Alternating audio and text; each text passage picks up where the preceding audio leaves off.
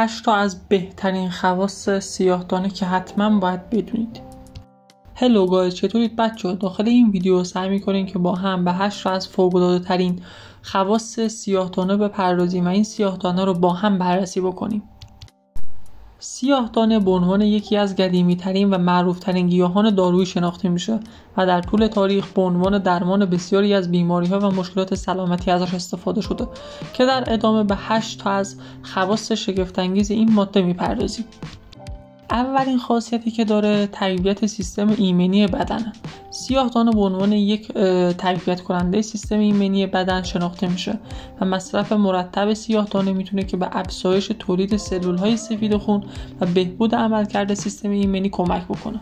دومین خاصیتش ضد التهاب بودنه. ترکیبات فعال موجود در سیاه‌دانه دارای خواص ضد التهابی قوی هستند.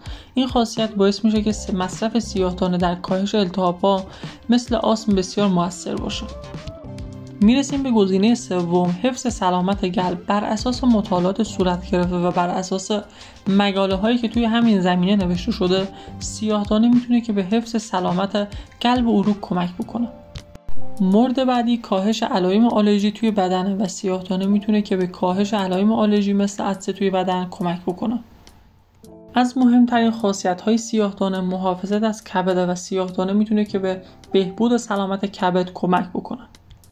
سیاه‌دانه به خاطر ترکیبات ضد اکسیدانی که داره باعث محافظت از کبد میشه و هر آسیبی هم که به کبد وارد بشه میتونه که ازش جلوگیری بکنه. مثلا آسیب‌هایی که مواد مخدر به کبد میتونن که وارد بکنن.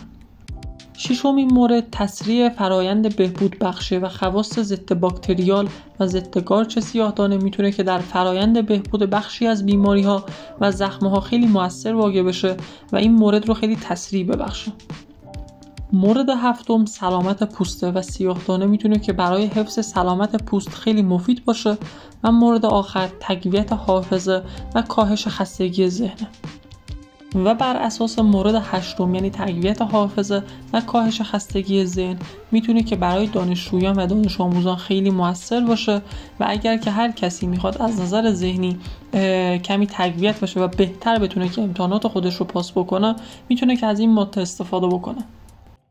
خیلی ممنون که تا انتهای ویدیو با من همراه بودی. اگر که هر نظری در رابطه با سیاه‌دانه داری به من داخل کامنت ها بنویس تا من اون رو ببینم و همچنین کانالم رو ساب بکن و این ویدیو رو برای دوستات شیر کن.